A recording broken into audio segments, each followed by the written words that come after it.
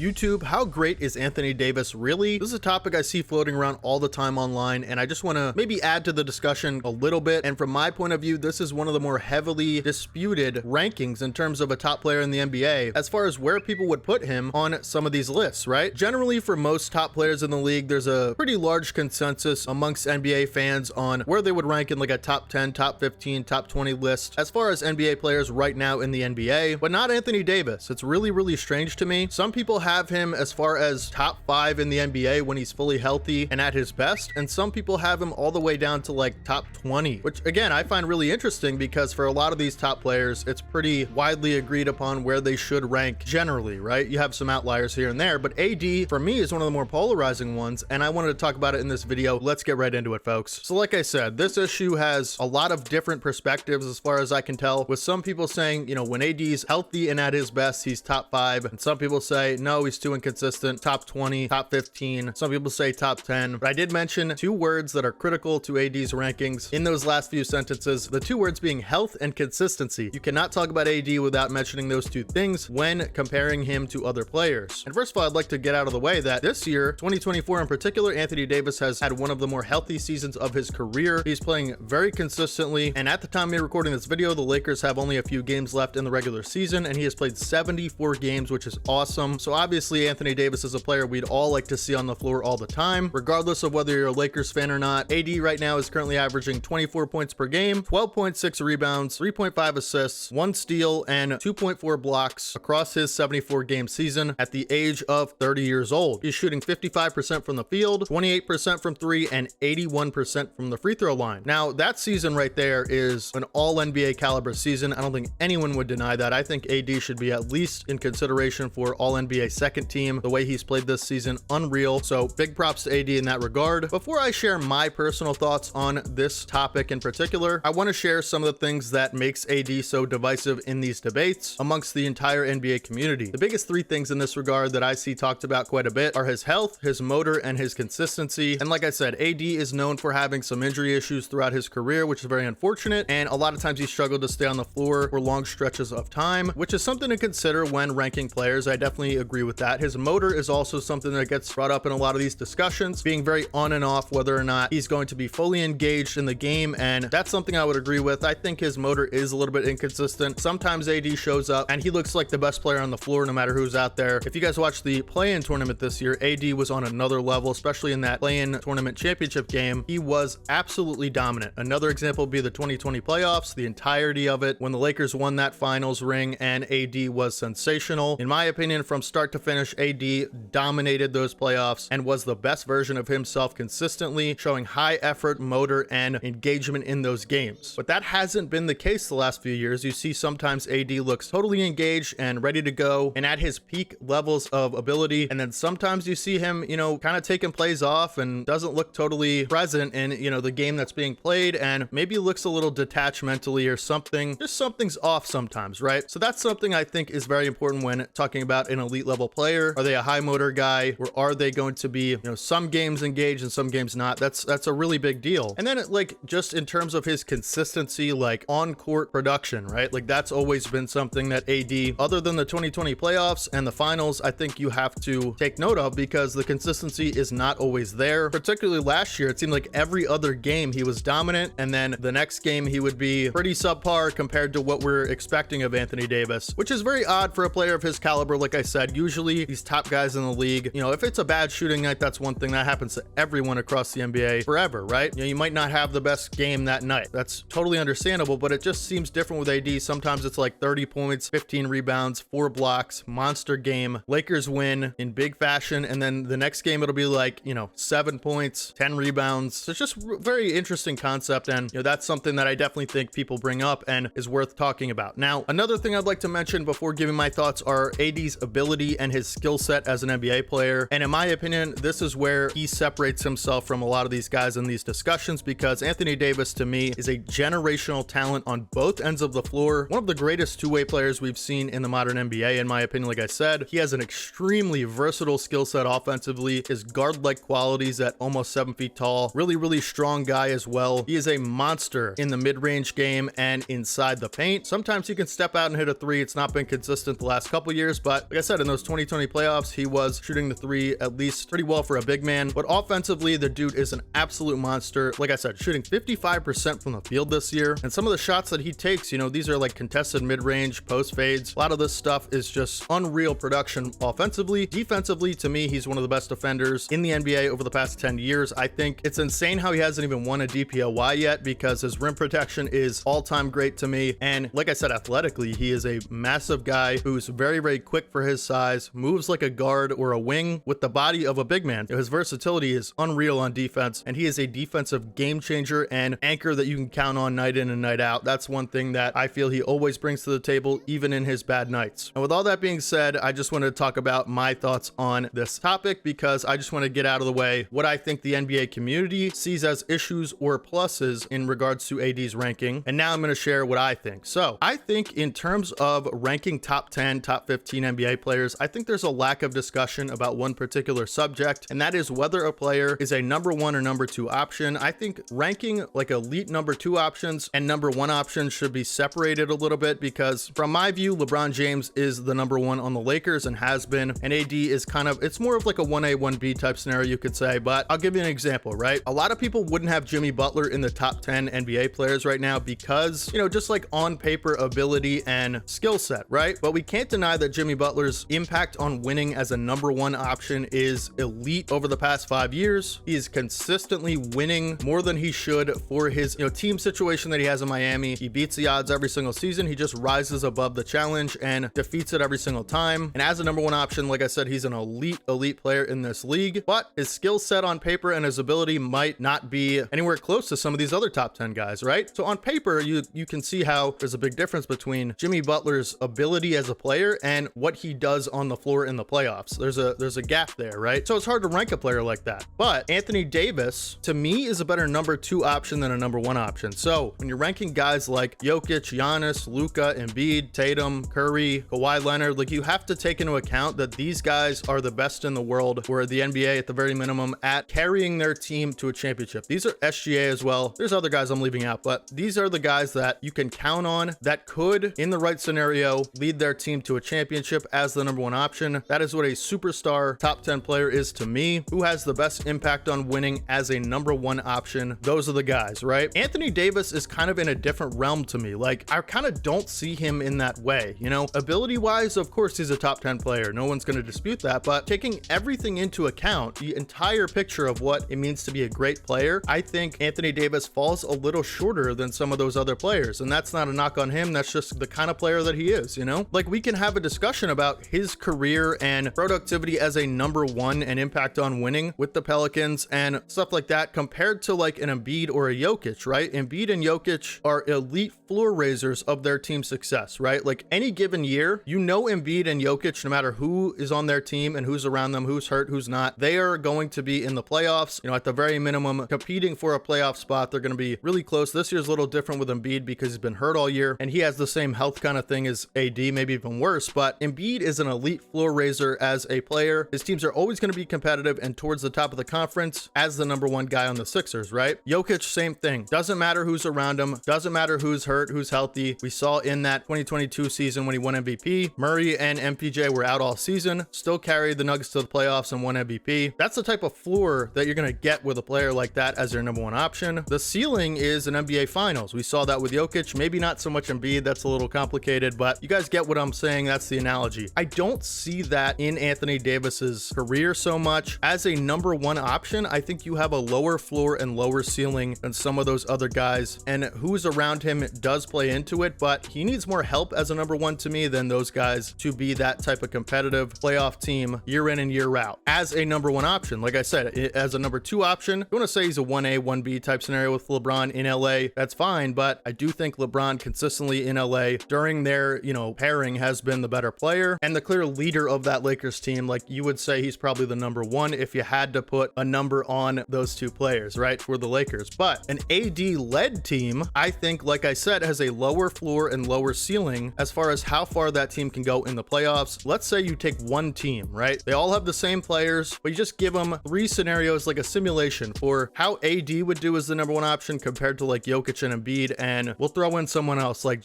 you know, Jason Tatum or Kawhi Leonard or someone of that caliber. Jokic Jokic separated himself amongst the rest of the players in the NBA. He's obviously the best player in the world, right? So that's maybe not a fair thing, but I think the floor raising and ceiling is what I'm getting at. He's a good example of that as a big man, but all the top players have that ability, right? To carry a team to a championship. Of course, every great player needs help, but generally speaking, the floor is what I'm mainly getting at, is higher than an AD-led team would be. Take the same roster on one team and do a simulation with all three of those guys. It's clear to me that AD's team would be lower come playoff time in the standings than Embiid and Jokic. And like I said, that's just a little difference in these discussions that I think people don't talk about enough, is his ability to be a number one on a really great team. I mean, you look at his time with the Pelicans, and that's kind of an inconsistent comparison, and it's not a great comparison because I know there's a lot of variables in that situation. Didn't always have the best help around him. I get that. You know, the West was insane those few years that he was there and at his best, right? Like when he started getting into his prime, the West